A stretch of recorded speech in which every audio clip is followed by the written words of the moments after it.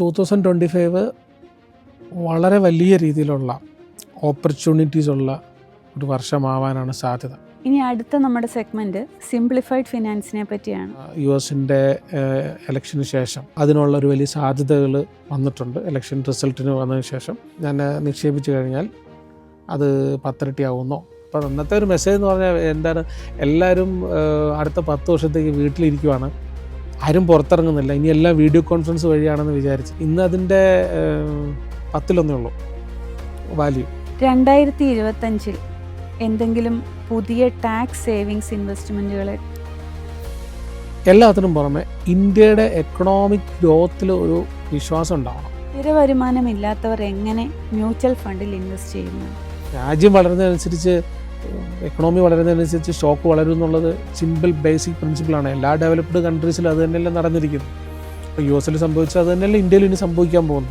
ഇതേ ഷോ ഒരു 15-20 വർഷം കഴിഞ്ഞ ഒരാൾ കണ്ടുകൊണ്ടിരുന്നിട്ട് പറയുവാണ് വാല്യൂ ബേസ്ഡ് ആവണം, ലോങ് ടൈമിലേക്കാവണം. അപ്പോൾ എപ്പോഴും അങ്ങനെ ചെയ്യുമ്പോഴാണ് ബെറ്റർ ആകത്തുള്ളൂ. അന്ന് 10,000 രൂപ ഇൻവെസ്റ്റ് ചെയ്തായിരുന്നു, ഇന്ന് 150 കോടി രൂപ ആയിരുന്നേനെ എന്ന് പറഞ്ഞിട്ട് അന്ന് ഇതുപോലെ ചർച്ച നടത്തിയിട്ട് കാര്യം.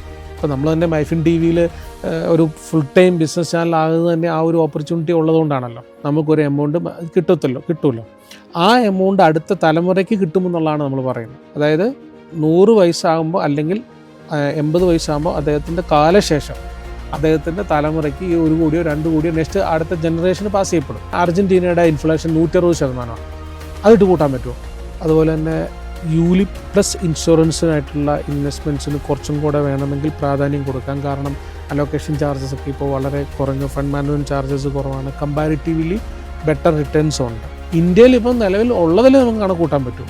2025 ടാക്സ് സേവിങ്സ് എന്ന് പറയുന്നത് നമ്മളിപ്പോൾ നോർമലി പോകുന്ന എല്ലാം തന്നെ ഉണ്ട്. ഒപ്പം തന്നെ ELSS എക്വിറ്റി ലിങ്ക്ഡ് സേവിങ്സ് സ്കീംസിന് കുറച്ച് പ്രാധാന്യം കൂടുതൽ കൊടുക്കാവുന്നൊരു സമയമാണ്. 160% ഇട്ട് കൂട്ടിക്കഴിഞ്ഞാൽ ചായക്ക് 2 ലക്ഷം രൂപ വേണ്ടെന്ന് പറയേണ്ടി വരും. അത് പറയാൻ പറ്റിയല്ലോ.